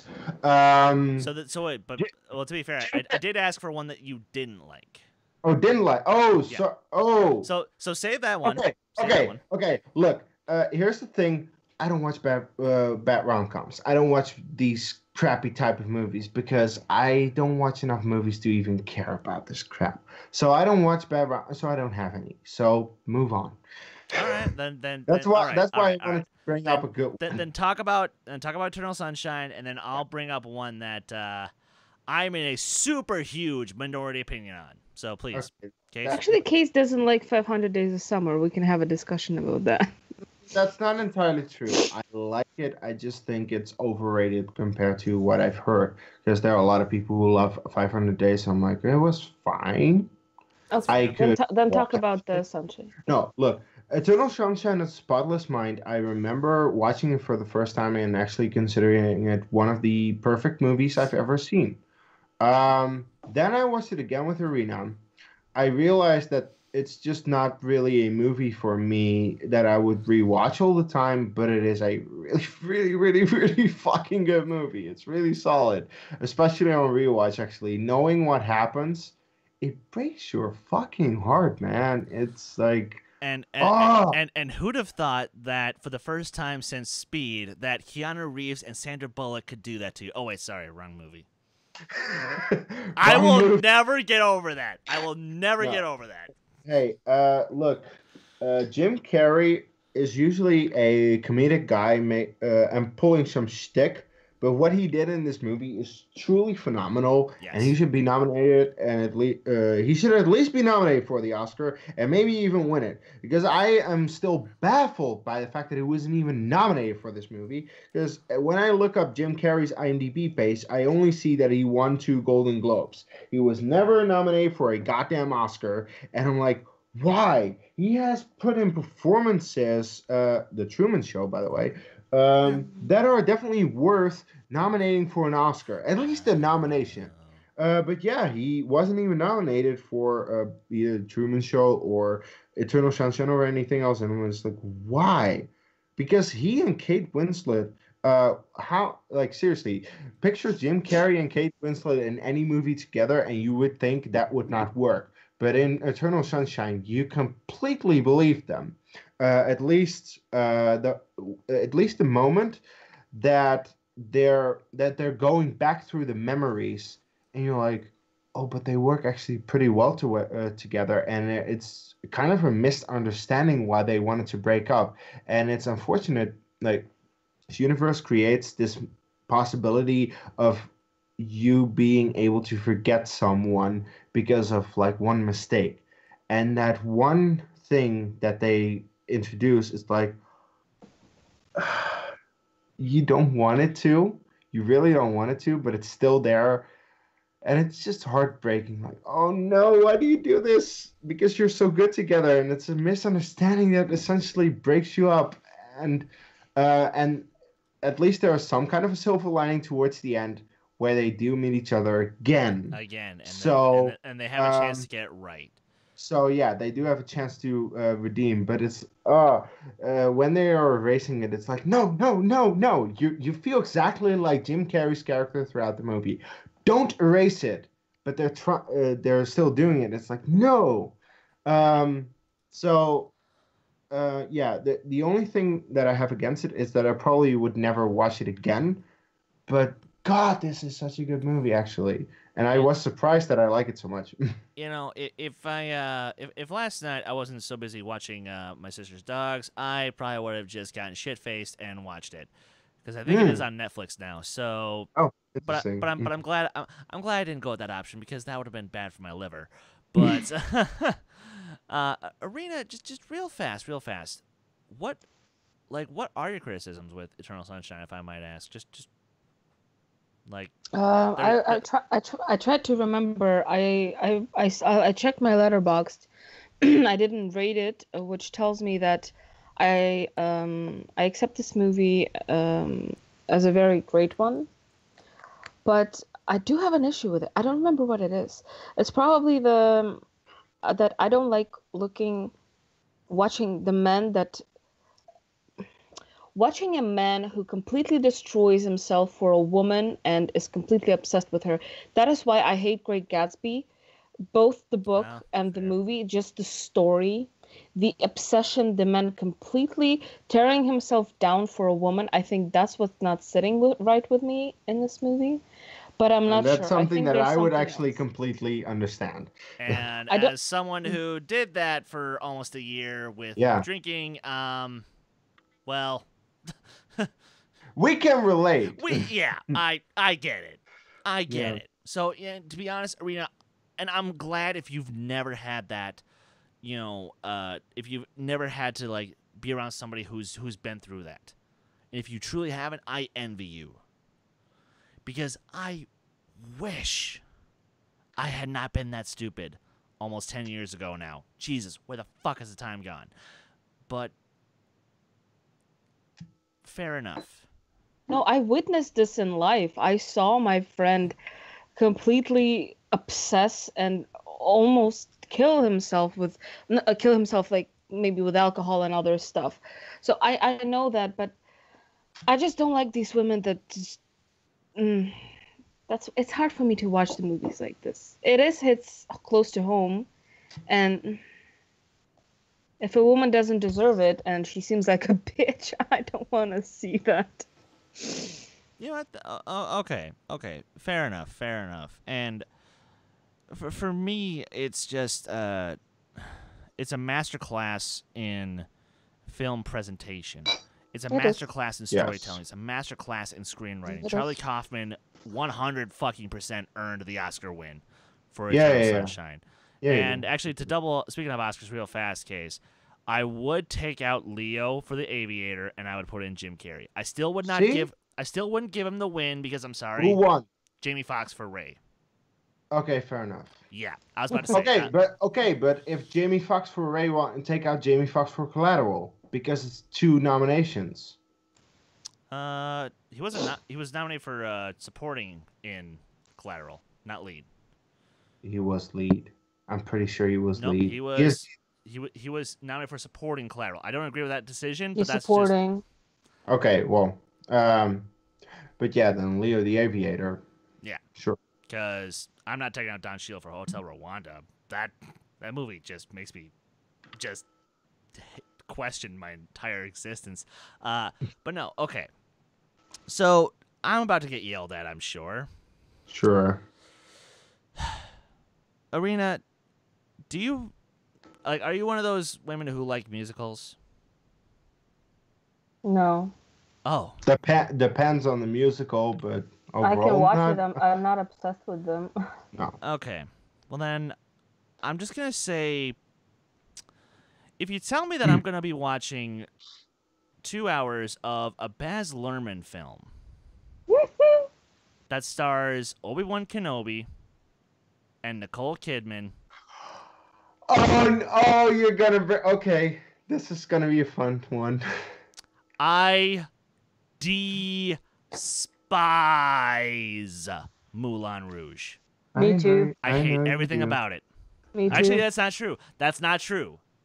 I hate almost everything about it. I hate the villain played by Richard Roxburgh. He's terrible. I hate the character of Christian. He's an He's just an insufferable twat. I think I know the only thing you like about this movie. Yes, because it's my favorite musical number of all time. What a fucking paradox. It's my least favorite musical ever made, but El Tango de Roxanne is my favorite musical number of all time. Like, if you just take that one scene, that one incredibly powerful, driven, slow, well-paced, well-choreographed, well-performed, beautiful piece of art put to celluloid. You take that, you make it a 6-minute short film. Bam! Give it all the Oscars. I support. But no. I think there was another thing. No, that's pretty much it. Because I hate the elephant suite. I hate the first scene in the theater. I hate how they botched Queen. Yeah. Baz Luhrmann, listen, dude, listen. I want to like you as a director, but you make it really hard sometimes. So, yeah. Kees, please just tell me why I'm wrong. I have seen the criticisms of people with Moulin Rouge. I understand them. Wait, do you like Moulin Rouge? I like it. I can watch it. I've seen it a couple of times, and I can watch it. Oh my god! This is gonna be the movie that we break up. This is the last time that you'll ever see us in show together. And no, I kid. Yeah. I do think I have to kind of go to Doc Walker's / the Nostalgia Critic review. This might be kind of a guilty pleasure because, yes, it has flaws. I know it has flaws. Does that, I mean, am I able to enjoy the Christina Aguilera song? Hell yeah. I love it so much. I really do. Am I able to enjoy Ewan McGregor and Nicole Kidman in this movie? Yeah, I actually like their chemistry, and I like Ewan's character in this movie. Strangely enough, maybe that's kind of hypocritical, I know, but sure, I like him in this movie. I like the set pieces. I like the songs overall, and as you said, you admitted yourself, there is a song that is great in this movie. So hey, at least the songs are good, and the singing is good, and the dancing is good, and the performance is good, and you're watching a goddamn musical, and that's good. So yeah, I like that. I don't remember it too well. I have to be completely honest. So maybe on a rewatch, I would like it less. I don't know. I have to think. Oh, the one thing that I thought you were gonna say that you would like about this movie is the fact that the love interest to Obi-Wan is called Satine, and that's the same in the Clone Wars. That's a very fun, and yes, I the believe fact that the Clone Wars did that. Yeah, that's amazing. And they confirmed that's where they got Satine from. Like name. Because seriously, I know, like I've seen the Clone Wars several times, and I know that Obi-Wan's love interest kind of. I mean, of course, nothing really happens, but something kind of. Watch the show and you'll see it. But the love interest for Obi-Wan in the Clone Wars, pardon me, is called Satine. And I was, and the moment that I rewatched the Moulin Rouge a couple of years ago, I was like, her name is Satine. Wait. That can't be a coincidence. There's no way that is a coincidence. And indeed, it was not a coincidence. It was like, that's awesome. I like that. Actually, yeah. Was the Best Picture nom earned? No. Were all the technical awards award noms earned? Some of them, and some of the wins as well. Not all, maybe, but it definitely was a well-made movie, which is what I appreciated about it. And I did like watching it with songs and performances that I thought were good and characters that I thought were interesting. So, yes, it has flaws, sure. But to go back to the Nostalgia Critic's point, it kind of is a guilty pleasure. Despite the flaws, I love it. It's kind of like Return of the Jedi for me. I absolutely adore Return of the Jedi. It's one of my favorite movies. Does it have flaws? Sure, I don't care. I don't give a shit. People will point out flaws with it that I just don't have with it. And same for Moulin Rouge. People have flaws with that movie that I don't care for. Like, sure, you can point out... Kees, I get it. You're still mad at me about that what if, version of Return of the Jedi sent you. I get it. Fine, fair enough. It's not just Return of the Jedi, but it's an example because I know that a lot of people, for some fucking reason, have an issue with Return of the Jedi, and I just don't. And the same is with Moulin Rouge. Yes, I know that keep people drinking, have an Irina. issue. Keep drinking. Indeed, keep drinking. I know that people have an issue, and I just don't. Irina, go. I was gonna say, yeah. So as we start to wind down, let's do one more round across the board. I already got my last one for the night picked out, but Irina, just give me one that you're so happy you have seen. Just one that makes you so happy. How to Lose a Guy in 10 Days. It's fun. Yes, it is. I love it. Wait, what is happening? Okay, so we're running. I'm broke. There is not enough booze I can drink to justify that movie's existence. Why? I fucking despise it. Literally, it is the worst concept ever made for a movie. In my opinion. It's because it happened to you? Sorry. Thank you. Thank you for the reminder. But no, literally, it is horrible. It is just horrible.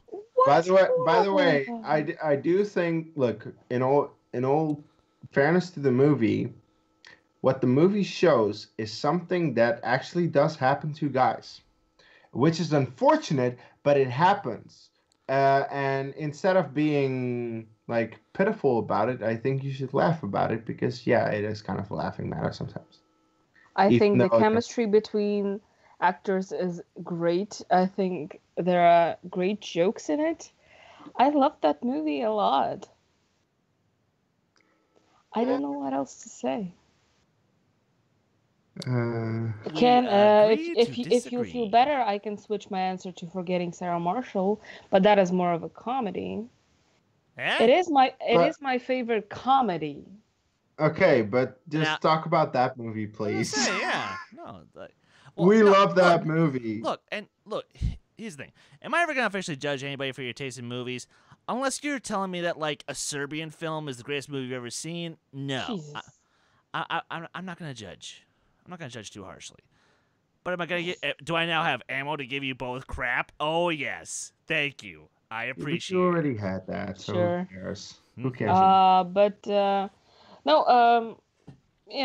Probably Forgetting Sarah Marshall is more worth mentioning. It is in my top 50, so... Nice. Nothing like seeing Jason Segel's dick hanging out, right? Love it. Oh, Marshall. Seth Rogen confirmed that Segel fluffed in that scene. And Seth Rogen confirmed that on Movie Fights. That was amazing. That's wonderful. Yes, it is. I want to hear more from you guys. All right. Kees. What you got? You can talk about Titanic. Yep. Can I? It is a romance. Okay, if it is a romance, sure, I guess. Look, I love Titanic. I honestly think it is a phenomenally well-made film. And it is a movie that I can very well rewatch, even though it's 3 hours long. I think that, the romance between Leo and Kate is great. It really is. Because, Rose DeWitt Bukater and Jack Dawson. Well done. Yeah, and Jack Dawson, they are great together. And I know it's fictionalized. I know that part is fictionalized for movie, but it is great. I think that, look, I'm not the biggest fan of Leo at all. I've said that many times before. I think he should not have been nominated for half of the Oscars he was nominated for. I think he should not have won his Oscar that he actually won. But I do think that he is great in this movie, especially because this is not one of those movies where he is desperately clinging on to getting the goddamn Oscar rather than him playing the goddamn character, which is, something that you should do sometimes. James Cameron, though, is definitely trying his best to direct the best movie he ever could. And guess what? Titanic is one of the movies that won 11 Oscars. There are only 2 other movies, and they're fucking great as well. Oh, although I haven't seen one of those. I was about to say, sure. you better watch yourself. You refuse to watch Ben-Hur, even though it's one of the best movies ever made. No. I know I should watch Ben-Hur one day, and I probably will, and then I'll see what I think of it. I definitely refuse to watch the goddamn No, I refuse to watch the sequel. The remake. Yeah. No, avoid that one, because it's terrible. Yeah. No. But I am interested in at least the original to see why it won 11 Oscars. But I think that Titanic, it is a great love story between. Jesus, I've been drinking. I'm sorry. Between Jack Dawson and Rose. So yeah, I really enjoy the movie. Every time I watch it, I think it's great filmmaking, great acting all around, and just like that. That's how you make a goddamn movie, and that's the reason why it won 11 Oscars, because it is great in so many ways. And I saw how the movie was made that made me appreciate it even more. The fact that there was not as much as CG as there could have been, because seriously, that around that time CG was up and coming, and you could have used it so much worse. Hello, Dungeons and Dragons, for example, or any movie around the late 90s, early 2000s that just overused CG. But Titanic didn't. It used a lot of practical effects. It made an actual model of a ship sink, which made it look so great. And Titanic is in my top 50 of all time. So if you count it as a rom-com or a romantic movie, at least. Romance. Oh, it's Romance. it's definitely Yes. a romantic movie. Oh yes, I do want to shout out, if I possibly can, because I probably can't. This is a tradition I've continued since 2016, and we're gonna continue it because I continued it yesterday. Deadpool. Seriously, the romance between Wade Wilson and Vanessa is great. And I love that first movie, and I love how much it pushed on the fact that it was Valentine's Day release. But it also is a really great romance, because it actually goes back to what Irina and I have. We are crazy together. That's not something you see on screen, but that's just between us. We are crazy, and seriously, the quote, "Your crazy matches my crazy." Big time. Yes, indeed. And the fact that Wade mentions Star Wars and that Vanessa corrects him to Empire is like, yes, that is how relations should be. If you have a Star Wars nerd and that actually the girl is able to correct him on it. And that is something that I think Irina and I have. And while overall it's a comic book movie, an action movie, and overall comedy, it does have a great romance, and I love that. So shout out to Deadpool. That's why it's in the thumbnail. It has 2 of his relationships in the movie, Star Wars and me. Yep. Yep. Absolutely. You might say you divorced Star Wars, but who are you kidding? Who are you kidding? There are I was saying, 3 things. he occasionally does cheat. You know, let's just be real here. Occasionally. It's a 3-way. It's a eternal 3-way. It's fine. Oh my god. And so Eternal 3-way of spotless mind. Yikes. Okay. Yikes. Continue. Although now, before I give mine, you guys didn't notice a couple more in the thumbnail, and if we had a little more time, I would mention them real fast. But I'll also give a quick mention. When Harry Met Sally, it's the greatest rom-com of all time. Oh yes. No competition. It's amazing. No competition. Mm-hmm. Amelie It is really good. is. Amelie will just butter you up. It is sugar. It is sugar cane fluff, and I love every single second of it. In my opinion. Okay. La La Land. I love it. Overrated. A little, but I still enjoy it. okay. And sure, while, my favorite movie romance of all time will forever be Aragorn and Arwen. But Okay, that's an opinion you can have. yeah, motherfucker, I do actually like it more than Han and Leia. What are you gonna do about it? What are you Oh gonna do? my- No. Han and Leia. That's not the point. It's more that Arwen, really? Okay. Yeah. Although, to be fair, I used to have a hugest crush on Liv Tyler, so that might be right. Fair enough. Yeah. You see her in a music video for her dad's band Aerosmith, and you're just like, well, shit. Butter me up. Butter me up, baby. Woohoo!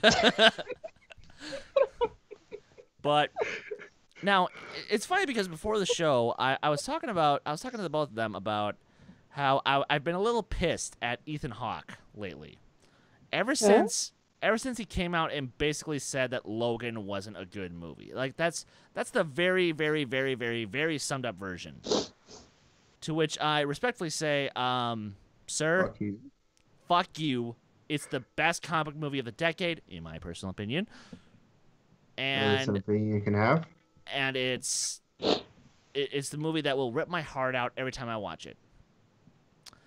And if I feel bad for saying it to Mr. Ethan Hawke because, well, he's the star of the trilogy of my favorite romance movies of all time. Linklater. Before Sunrise, Before Sunset, Before Midnight. Him and Julie Delpy, I swear to God. And yes, back in my days when I was the heavy drinker who would, pretty much polish off an entire bottle of, like, Captain Morgan or something a night. Because I did. And I enjoyed myself doing it. I came across those movies shortly after I had to basically quit drinking cold turkey. And for a heartbroken young man who had just spent months and months getting shit-faced because of heartbreak, you want to know what that movie did? It made me realize, oh, wait a minute. Love is actually okay. Love's actually a good thing. Love actually is all around. So... And and I fell in love with both of these characters. Considering that, in many ways, I myself am kind of like Ethan Hawke in those movies. And in some ways, as far as like my free-spiritedness and, just sort of go with the flow mentality, in that way, I'm very much like Julie Delpy. Because in many ways, she even though, once all is said and done, they do end up together. And thank God for it. Spoiler alert. Yeah, I know. I kid. But even though they do end up together, she still has those moments of, of doubt, of can she overcome who she is as a person just to be with this man that she loves. And the fact that the movie is ballsy enough to still say yes, but not in a way that insults anyone. Oh, that is so relieving. Like, you want to talk about another perfect trilogy, a damn near perfect trilogy. This is one of them. So, the Before trilogy, Richard Linklater's swan songs of the modern era of love. Thank you, sir. No one to know what love is. Oh my God. You don't like that song. I despise that song. I love that song. Thank you, what Chris. What is wrong with you people? It's so cliche. It's so poorly written. Yeah, it really is. Literally, I have written better love songs. I will happily send you a link to one once I'm yeah. But anyway, guys, thank you so much for tuning in to this week's episode of the Who Cares Anyway podcast. Kees, do you want to spoil our guest next week, or do you want to wait a little bit? Well, I alluded towards a Schmoedown competitor who might soon be on a Schmoedown. So look out for that. Okay, then we'll announce it on next week's reaction. Perhaps if once they make their appearance, if you know what I mean, heyo. But guys, thank you so much for tuning in. As always, please like the video, comment, share, subscribe, and Irina, thank you so much for your time. Thank you for staying up later than you normally do. Thank you for having me. Thank you for accommodating me. Of course. You know, and well, to be fair, Kees kind of twisted my arm 3 different times to have that conversation, even though we only needed to have it the one time. Hey, Chris, can we possibly go a little early? Hey, Chris, I know we talked about it. Can we possibly go a little early?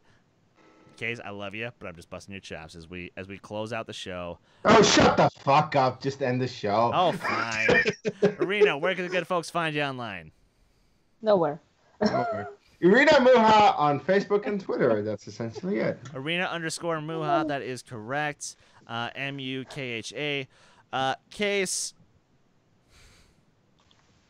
Oh boy. Where can the good folks find you online?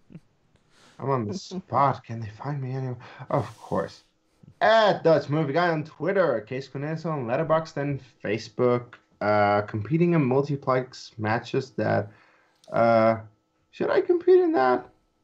Probably, especially when I, beat Paul Yama, something that the Schmoedown will not recognize, but I still fucking did, so fuck you. I was the first person to TKO him, the first person to beat him, so fuck you. I did that. Check out multiplex matches, because it happened there. That's it.